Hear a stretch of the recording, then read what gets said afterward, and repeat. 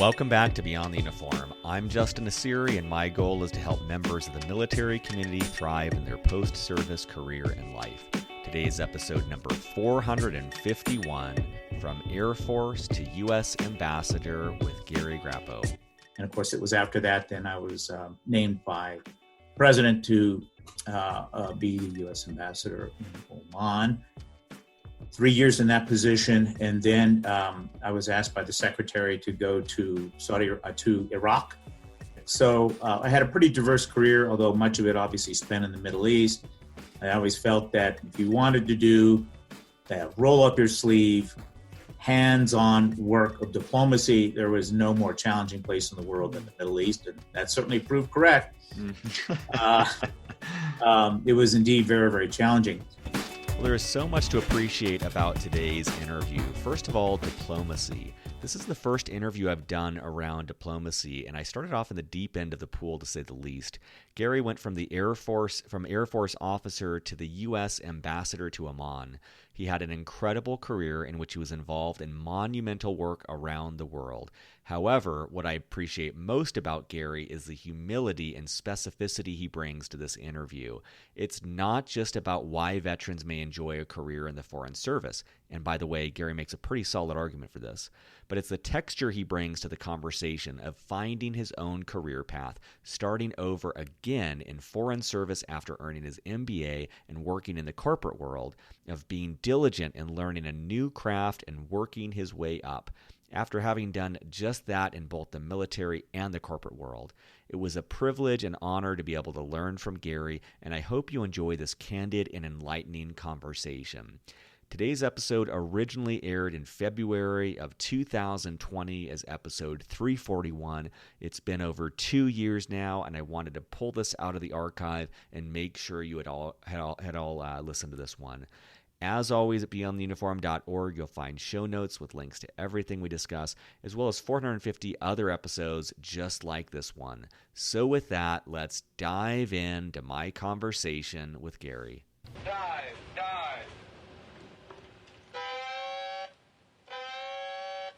Well, joining me today, also in Denver, Colorado, my guest is Ambassador Gary Grappo. Ambassador, welcome to Beyond the Uniform. Well, thank you very much. It's wonderful to be here. So for listeners, I wanted to give a very abbreviated bio for Gary, and I'll have more in the show notes at beyondtheuniform.org. But Gary is a distinguished fellow at the University of Denver and the CEO and founder of Equilibrium International Consulting. He served as the United States Ambassador to Oman from 2006 to 2009, and previously was Deputy Chief of Mission and Minister Counselor of the United States Mission in Riyadh, Saudi Arabia. He served in the U.S. Air Force for over 8 years and holds a Bachelor of Science in Mathematics from the United States Air Force Academy, a Master's of Science in Geodesy and Survey Engineering from Purdue University, and an MBA from the Stanford University Graduate School of Business. So Gary, maybe to start things off, could you take us back to your transition from the Air Force and what that was like? Sure, and I'll try and spare you some of the more nitty-gritty details, but I had planned to leave the Air Force about a year and a half before my actual departure in 1980. And so, of course, like anyone else, I started looking around and seeing what was available that would address some of the interests that I had. And I thought I had something lined up, and lo and behold, the Air Force informs me that no, indeed, I owed them another year of service. Maybe some of the listeners can sympathize with that. And so I was obviously disappointed and frustrated because I was all ready to launch into this new career. But in fact, Justin, it gave me time to really think more about what I might want to do, look at some other options that were that might be available to me. And indeed, I did that, and that's when I happened on maybe returning to graduate school and undertaking something outside of the hard sciences and mathematics.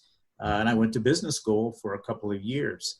And in hindsight now, of course, I look back and say, wow, I was really fortunate that I had that extra year.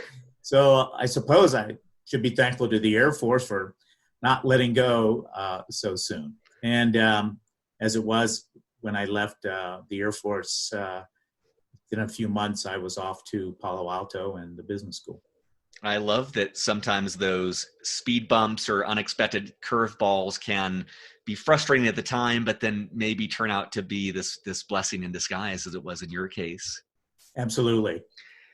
One of the things, Gary, that I was so excited to talk to you about, and when we had coffee, we touched on this, was it from my perspective, you've really taken a road less traveled from two perspectives. One is from the military. There's not a lot of people I've seen that have your career path from the military, even though it makes a lot of sense. And certainly we both share business school at Stanford. I can't think of many people that have taken this career path from business school.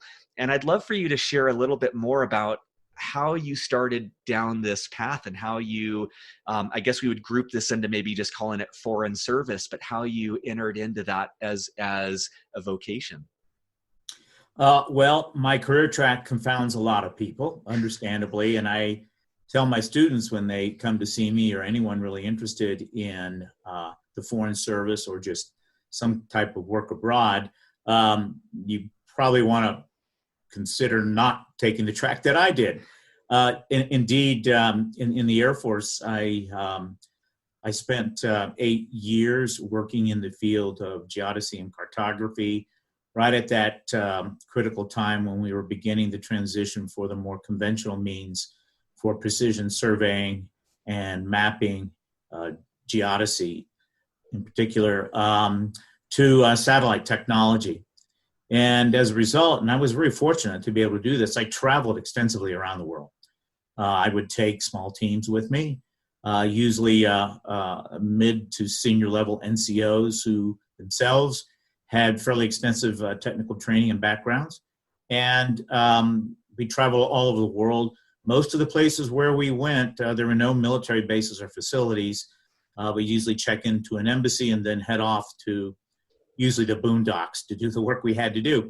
And that really sparked an interest in everything about the world outside the United States, including international affairs, history, cultures, and so forth. And I began reading everything I could get my hands on, from The Economist to all sorts of books. And I really kept this interest after I left the Air Force at business school. After I left business school, I went to work in the private sector in finance. I did work for a couple of companies that did extensive work abroad, and I thought that's where I would find my home. And it was pretty satisfying work. It was very interesting. But I'll be quite honest and frank here, I miss public service. Between the 4 years I spent at the academy, 8 years in the Air Force, I really felt this sort of gravitational pull to public service. And I decided to take the Foreign Service exam. You take an exam to enter the Foreign Service, everyone does. And I passed. And I did confound almost all of my fellow entering candidates for the Foreign Service, because most of them had studied foreign languages, international affairs, political science, economics, and there was this interloper with a bachelor's degree in math and physics. I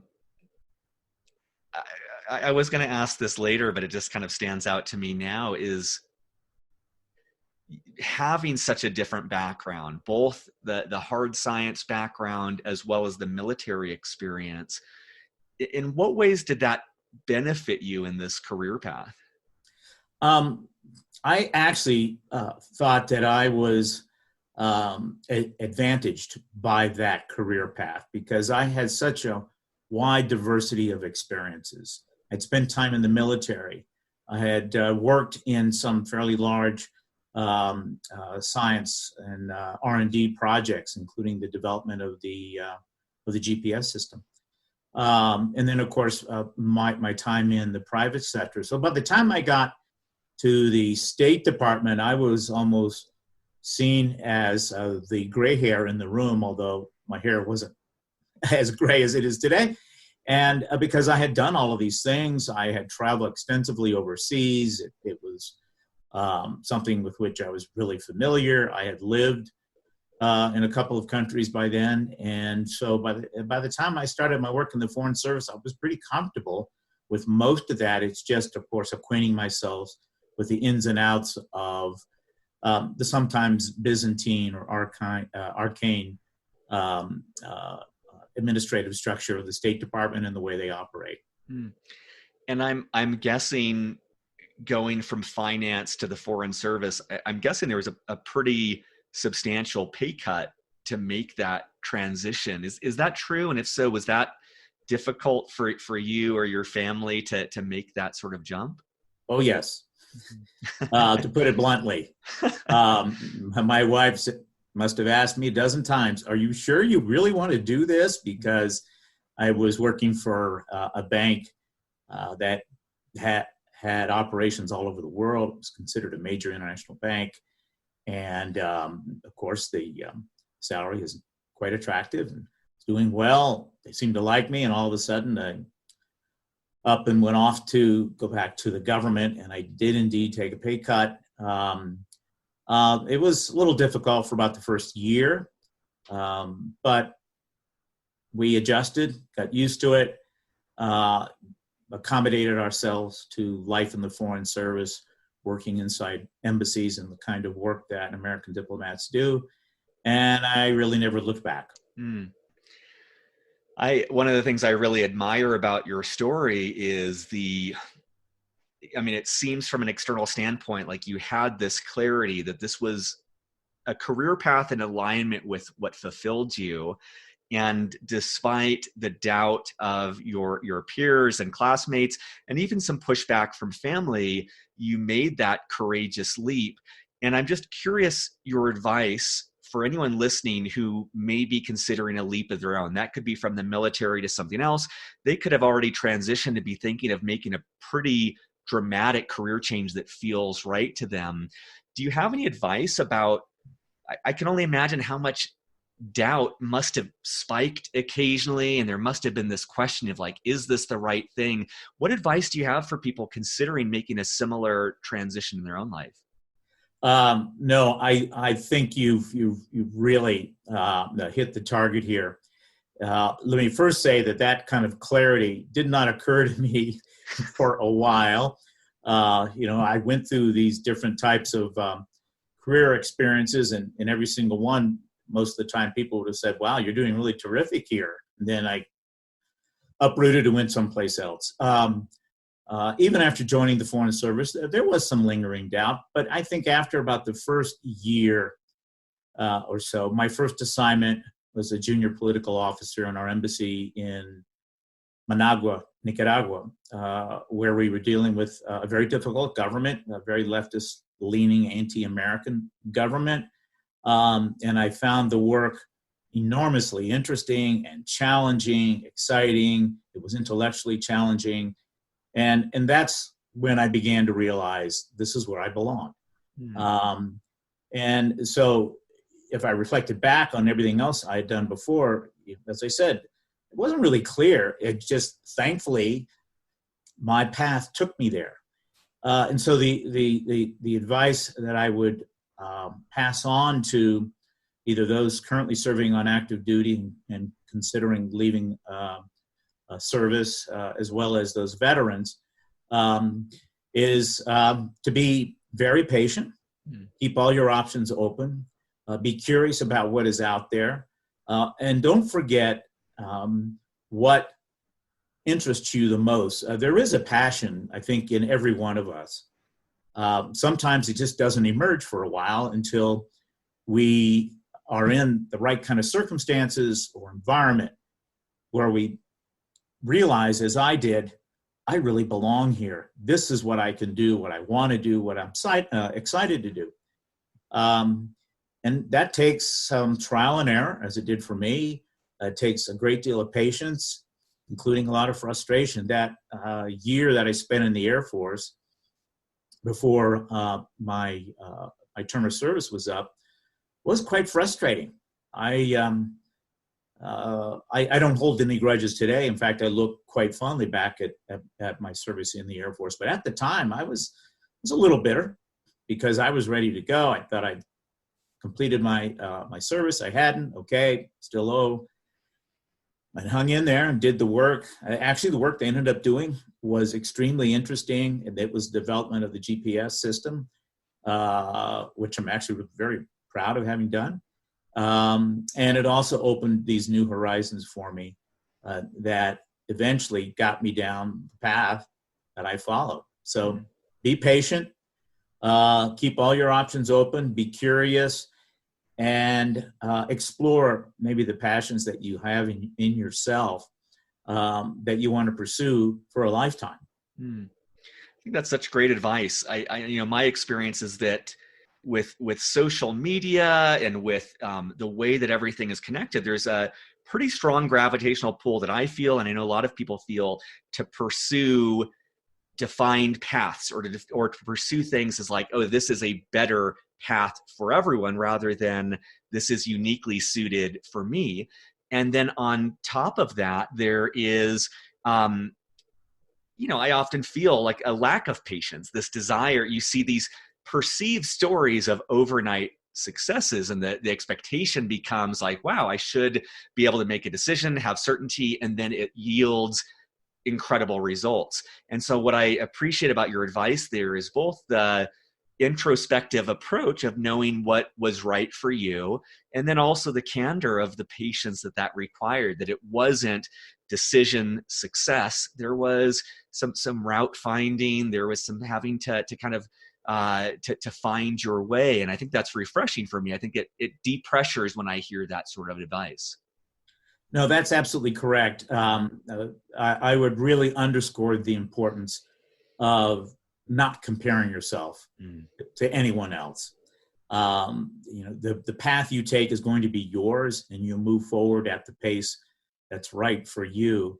Now, that's very hard for all of us, and I fell victim to that at various times in my career. Even after having joined the Foreign Service, I came in at a relatively late age into the Foreign Service. I was 35 years old. Most people are at least at the mid-career level at that point, or at least very often. And there were times when I would sort of glance to the left and the right and see, there were folks around the same age. They were already moving up the ladder, and here I was just on the first or second rung. After a while, though, you begin to realize, at least I did, that wasn't important. And of course, there were other factors that impinge on how one feels about the course he or she has chosen. Family is extremely important to all of us. How our partners are moving forward on the path they have chosen is extremely important. Raising our children, doing all those things that we all do. And so that's when you really want to sort of keep the blinders on and focus on what's important, yourself, certainly your spouse and your family. And when you decide to launch, do it with vigor. And sooner or later, it'll all pay off. It certainly did for me. I was, in the end, extremely pleased with the way things turned out. Even my wife, who wondered whether I was really doing the right thing, in the end said that it was, in some respects, and I don't want to make it out like a fairy tale, because it wasn't. Foreign Service life is an extremely challenging life in some respects, not unlike the military. But she said it was a wonderful lifestyle, and she doesn't regret it. But it did have some downsides too, and you just deal with those. But those are part of any path. I appreciate that too. Not that the final success is necessary in these stories, but I appreciate that you started relatively late on a career path, and I can imagine for myself in a comparative setting, it would be extremely discouraging, but I love the thought of staying the course and doing work and trusting that that's the right path for you. And in your case, it did lead to really in your field, the epitome of success. That's the 4-star general is the rank that you achieved in this field. And I think it's refreshing to think that came not from, since age 5, I knew I wanted to do this. It's just, to me, it's, I hope listeners hear that and they get a sense of relaxation of realizing they don't have to have everything figured out from the get-go. No, in fact, you mentioned age 5. There were some of my colleagues who, from the time they became aware of what a diplomat was and what a diplomat did, wanted to be one. And here was, again, this interloper showing up. And I sort of happened on it over a course of 2 or 3 years just before I entered the Foreign Service. It didn't seem to have any impact on my career. I was very pleased with what I was able to achieve and the work that I did. It was extremely challenging and satisfying, and at the same time met some of the other so-called needs in terms of family and spouse and so forth. And I want to get a little bit more into your time when you were deputy chief of mission and then when you were a U.S. ambassador. But first, could you maybe lay out for listeners the span of time from entering the Foreign Service to when you became deputy chief of mission, and kind of just paint the picture of what life looked like during those years so they get a sense of what that initial career path looked like for you? The rank structure of the Foreign Service is not unlike the officer ranks in the military. We're almost equivalent as you move up. You come in. I was fortunate because of my previous experience and graduate degree, I came in as a captain, but I still had to take the exam like everyone else. But some enter at the second lieutenant level. But the career path for most officers is pretty standard. The first assignment and often the second are done overseas, serving at our embassies in 2 different geographic regions. I started out in Latin America, as I said, in Nicaragua, and my second assignment was in Portugal. And then I came back to Washington, and I served for approximately 3 years, assignment in Washington, one of which was on what we call the 7th floor. It's where all the most senior officials of the State Department. I was on the staff of a couple of senior officials, including the secretary toward the end. And that's when I started out on my path. I'll also point out that at the time that I served there in Washington, I worked on what was then called the Office of Soviet Union Affairs during the collapse of the Soviet Union. So it was just an extraordinarily exciting, incredibly busy time to be doing diplomacy. I was traveling a lot to the Soviet Union, working with my colleagues in the embassy on various issues. But I then spent 2 years studying Arabic and was posted to Jordan, where I was economic counselor for 3 years. I served then in Oman as the deputy chief of mission, which is the number 2 to the ambassador. Went back to Washington again and served as a director of an office of about 30 folks, and then was tapped to go to Riyadh, Saudi Arabia. Initially, I went as a chargé d'affaires, who is the senior person in the embassy when there is no ambassador. I spent about 4 or 5 months in that position before becoming the deputy chief of mission in Saudi Arabia once the new ambassador arrived. And of course, it was after that, then I was named by president to be the U.S. ambassador in Oman. 3 years in that position, and then I was asked by the secretary to go to Iraq. They needed some folks who had strong experience in the Middle East and Arabic language skills. And so I was the head of our political section, which was as big as many of our embassies are. It's an enormous section. In my final assignment in the State Department, I was seconded to the United Nations, and I worked out of Jerusalem in an organization called the Quartet, working on the Israeli-Palestinian conflict. So I had a pretty diverse career, although much of it obviously spent in the Middle East. I always felt that if you wanted to do that roll up your sleeve, hands-on work of diplomacy, there was no more challenging place in the world than the Middle East, and that certainly proved correct. It was indeed very, very challenging. So, as I said, the ranks are very similar to the military, and it's usually between the 18 and 22 year point where you're considered for promotion into what we would call the flag ranks in the military. And we have a system, again, very similar to the military. It's up or out. If you don't make it into the senior ranks, then you have a limited time left, and then you leave, you retire from the Foreign Service. And I don't know what the stats are, but it's like a 20% or so make it into the senior ranks.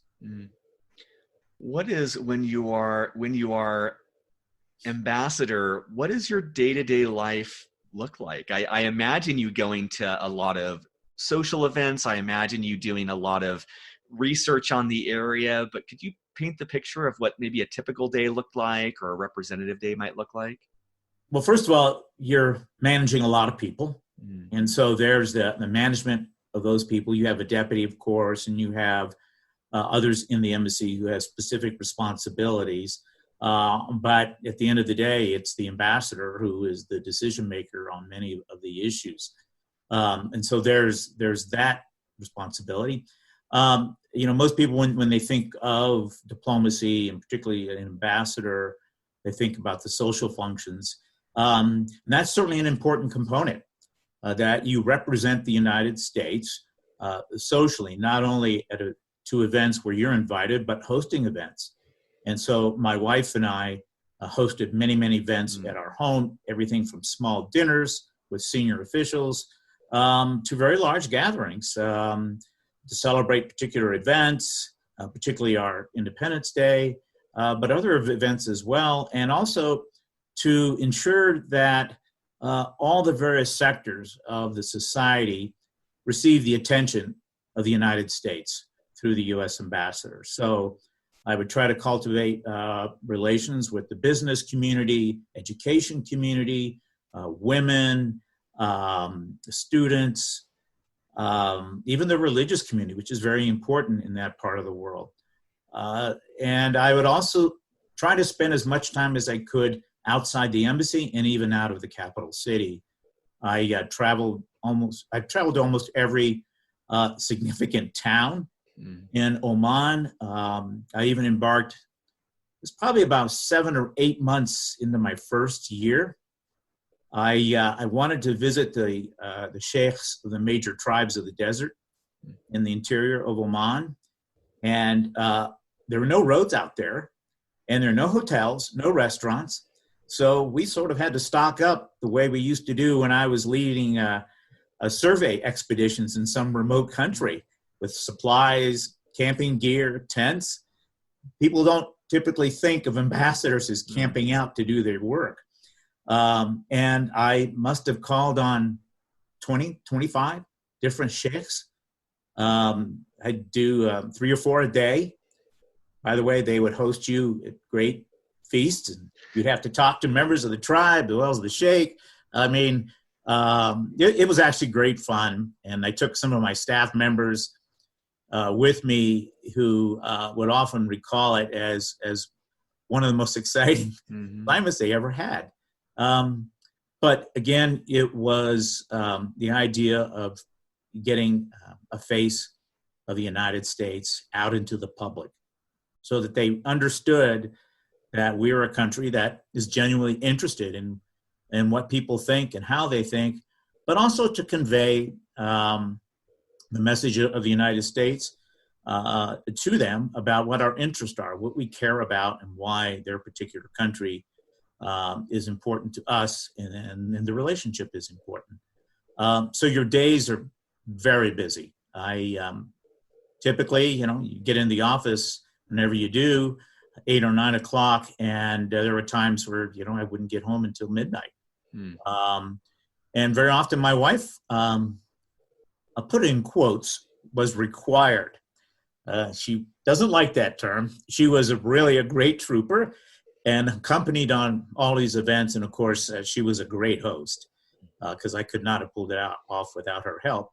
But spouses are expected to be a part of the work that you do. Most spouses do it because they enjoy doing it. And of course, they want to support their own spouse. But then you have many who have their own careers and can't do it. But the days are long, they're challenging, lots of balls in the air. And of course, particularly in the Middle East, you're always facing the likelihood of dealing with a crisis later in the day or tomorrow. Mm-hmm. And we certainly had our share of those. That's wonderful. I wanted to ask about the skills and characteristics that you learned in the military that helped you in that capacity, but maybe even more importantly, the ones that you had to fill in. And I just appreciate your story there, because I'm hearing this sense of curiosity, and it seems like a tremendous amount of empathy to understand the lay of the land and where is needing your attention. But could you maybe highlight what benefited you from the military, but also what you had to fill in along the way? Oh, there were many, many things that I felt gave me an advantage in my career, having served in the military. Take, for example, in the military, we become accustomed to working in teams. It's all about working together and achieving the mission. And so I felt very comfortable, and that's something that doesn't come normally to folks in the Foreign Service initially, because we do have more or less the same concept, but it has to be developed organically. But I sort of came into it already well accustomed to it and fit very comfortably into it, whether I was a team member or the team leader. And that was a tremendous advantage. Number two, I think in the military, we sort of take for granted that we're working in a very diverse organization. You have Americans from all over the country, from all sorts of backgrounds, ethnic groups, religions, races, and so forth. And you learn to work together. And that was extremely helpful and valuable to me, because the Foreign Service is very similar. Moreover, of course, when you're serving overseas, you're sort of forced into an environment that's not yours. It's a foreign country. They speak a different language. They have much different customs. They dress differently. They believe differently. And sometimes even their value systems are a bit different from ours. But probably one of the most important skills that I think I was able to bring from my military service into the Foreign Service was leadership. Many Foreign Service officers, when they enter the Foreign Service, have had no previous leadership experience. It's actually a rarity. Having served in the military, having gone to a service academy, I understood leadership. I can't say completely understood it, but I was familiar with it. I knew what was necessary. I knew what to look for. I knew, particularly at the State Department, that I wanted to keep my eye on leaders there whom I admired and might want to emulate at some point in my career. And by the time I did reach a leadership position, I felt very comfortable. And I know a number of cases of my colleagues who failed the first couple of tries out of the chute as leaders because they didn't know how to function as leaders. But you get it in the military at all the ranks, both as an officer or as an enlisted person in our military. And again, it's one of those things you kind of take for granted, but in fact is extremely valuable. And I'll have to say, Justin, that it was also very valuable in that intervening time between business school and entering the Foreign Service when I was in the private sector. Mm. I was very accustomed. If I had to take charge of something, I did. It was, I wasn't afraid of it. I wasn't intimidated. I wasn't intimidated by it. So these are things I think that are useful to keep in mind to veterans and to those considering leaving the service, is that there are these intangibles that you pick up that are worth their weight in gold. If you could weigh them, they're just enormously valuable and will come into play very usefully later on, regardless of what you might do. Mm. It's one of the things I appreciate about your story is you build up this career capital in the military, you build up this career capital in business school and finance, and then you take a wildly different turn.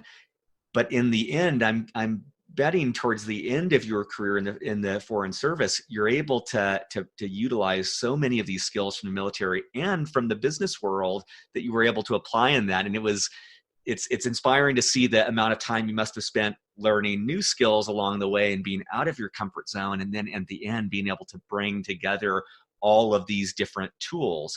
And that's one of the things I wanted to point out for listeners is, to your point about patience, it really seems like when you look at this long view, you had decades to pull together different skills. And then at the capstone moment of that portion of your career, you're able to deploy all of these that you had built up over a lifetime. And so sometimes I feel in a rush. I know other people in their audience feel like in a rush to get to a destination, but I think your story illustrates the long view and how that patience plays a big role in this.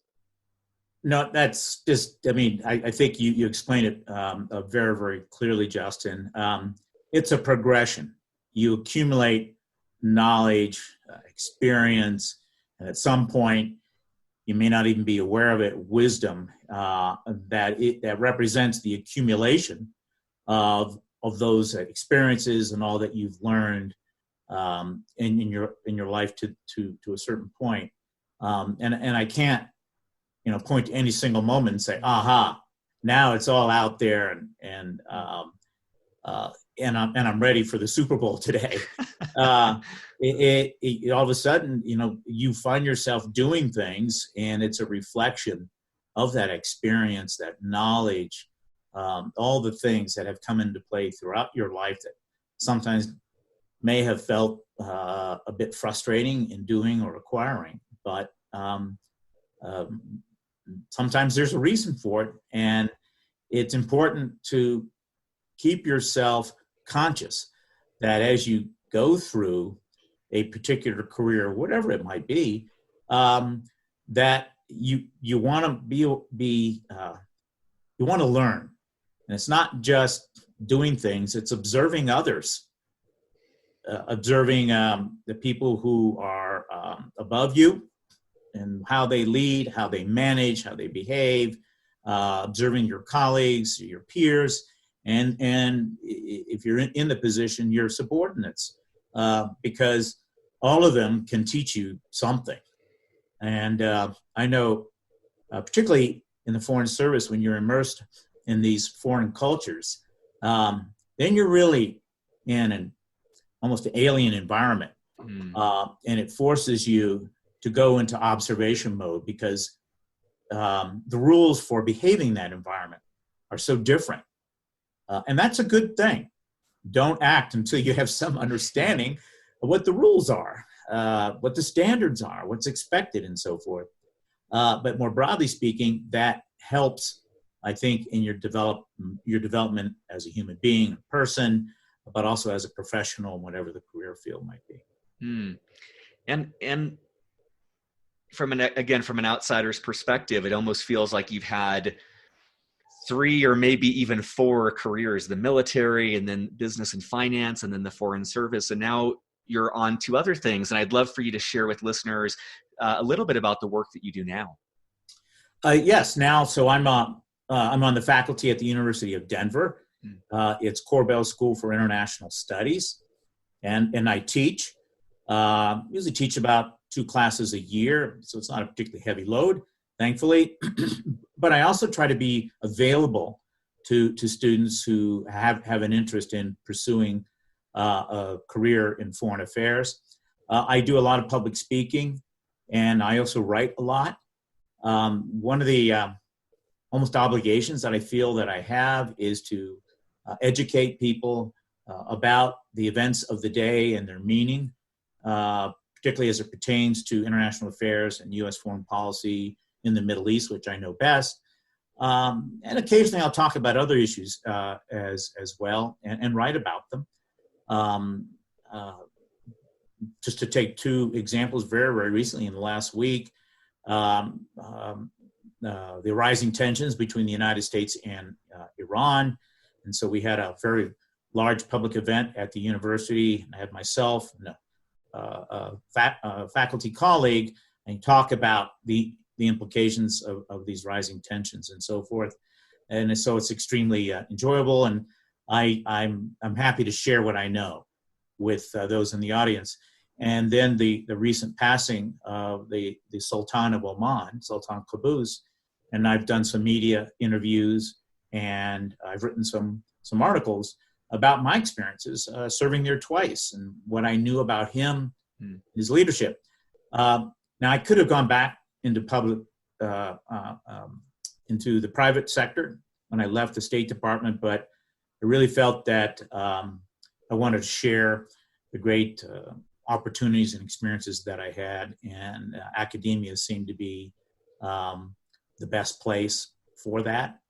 And I'm enjoying it. I love interacting with students, talking to them, and getting challenged by them because they're curious and they want to know, ask lots of questions.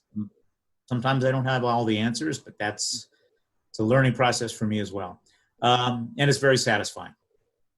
That's wonderful. I love this. I love this consistent thread of service, and I love how it's taken different forms: military, foreign service, and now serving in a different way through your writing, through the work that you do with students, and passing this knowledge along.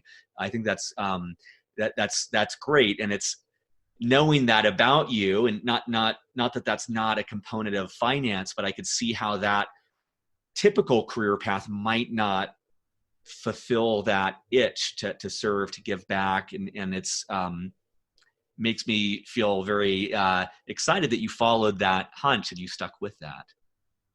No, the service element was very important to me. I think I mentioned earlier in our discussion that I left the private sector because I missed public service. Mm-hmm. I tried the military, and as challenging and helpful as it was to me, it just wasn't the place where I thought I could, spend a career. But I missed public service, and the Foreign Service was the perfect answer for this yearning I almost had. It had some structure, but not quite as structured as military service. But it still had the very, very important component for me of serving the country. That's great. I wanted to ask about resources. I always like to ask this for people who may be on a ship or deployed and have an interest of delving more into this career path, but can only access books or podcasts or movies or conferences, things like that.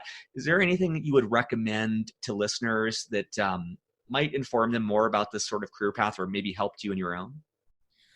There are certainly many, many more resources available today than there was when I was searching around. In my case, I would write letters or go to the library to research this sort of thing. But today, thankfully, there's so much available to folks online. I would say the first stop, particularly if you're interested in the Foreign Service. And by the way, there are many career paths in the Foreign Service. There's the diplomatic career path, but we have many, many other specialists that we use, whether it's in technology and communications, whether it's in finance and budgeting, personnel management, and so forth. And so I suppose the first thing that I would recommend if the State Department and Foreign Service is something that might interest them, go to the a state.gov website, and there's a drop-down menu about career information and in all its various forms in the State Department. Not all employees of the State Department are in the Foreign Service. In fact, only a tiny minority are Foreign Service. We only have a service of about 12,000 people, as hard as that is to believe. Most of the people are civil service who follow the normal civil service track. While they can serve overseas, typically they don't. They serve in Washington or some of our other domestic offices. So take a look there, see what's available, what might interest them. And then there are lots of other materials that are available. There's a book out about life in an embassy. What's it like? Whether you're an ambassador or a junior officer on the first tour. There's so many groups in social media now of actively serving Foreign Service folks, and you can tap into those, and then you can hear firsthand the experiences, including some of the more challenging ones. The family separations, which folks in the military, of course, know too. The challenge of spouses who also have professional interest, but they're hard to meet when the employed spouse is serving overseas, raising children in a foreign environment, so you can get firsthand information. And even the State Department itself puts out all sorts of information. There's an office called the Family Liaison Office. There's a Career Information Office. A lot of them that make information available. And then there's some public sources out there. Now you can download or buy a book if you want on what it takes to prepare for the Foreign Service exam. It's a fairly lengthy exam process. You can't study for it, but it's a different kind of exam than most people experience in their lives. And so it kind of helps you get into the groove of what it means to take that exam and what they're looking for when they test applicants. So there's a lot of information out there, and I would also say keep up with public events, international affairs, and you can read or hear about what American diplomats overseas are doing today, whether it's dealing with the trade issue in China or the tensions in the Middle East or civil wars in different countries, and the day-to-day management of America's foreign relations. That's wonderful. Well, I always like to leave the last question open-ended, and especially for this interview, I mean, we barely scratched the surface of a few of your positions, and there's so much that you've done in your career. We could spend an hour on each of them. I always like to make room to just allow you to share what do we not talk about that you want to make sure listeners know before we wrap up.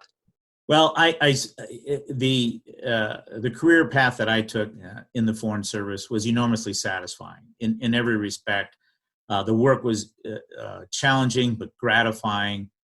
I learned so much. I was able to learn 3 languages as a Foreign Service officer. The colleagues with whom I worked were just exceptional people, very highly motivated, as I was to serve their country and do the work that they were assigned to do as best they could.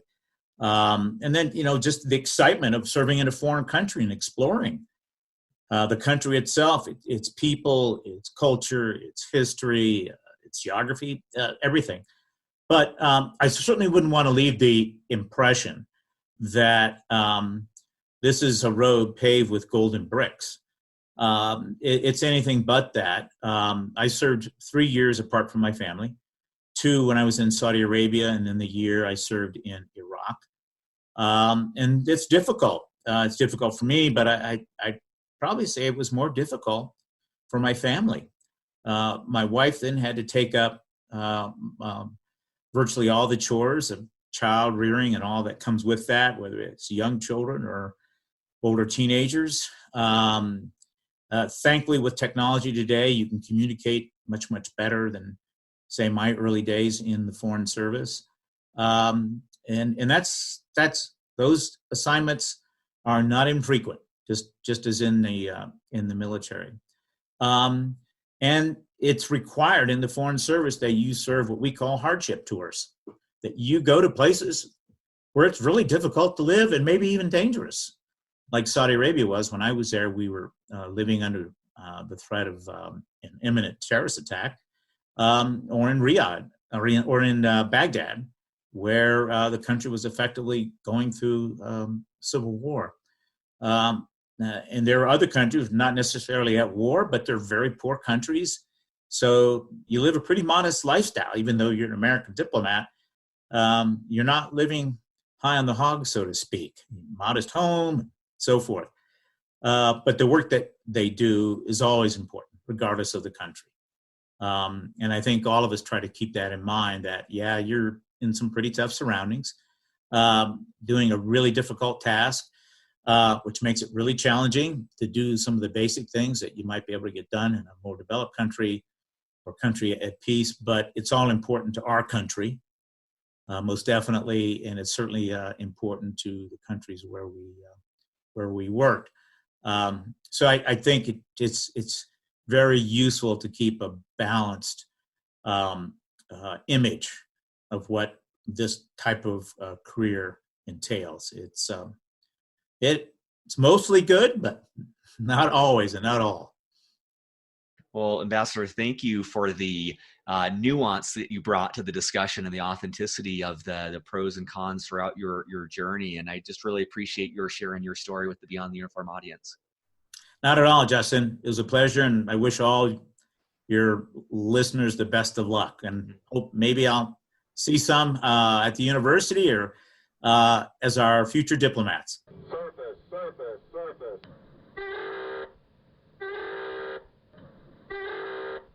Beyond the Uniform is written and produced by me, Justin Asiri, with the help from our Chief of Staff, Steve Bain, our editor, Lex Brown, and our Head of Social Media, Janelle Hanf.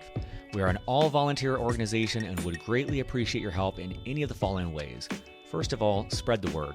Beyond the Uniform has over 380 podcast episodes and 15 on-demand webinars, all offered for free. Help us spread the word on social media, at military bases, or whatever gets this resource in front of the men and women who need it. Positive reviews on iTunes go a long way towards this as well. Second of all, sponsorship.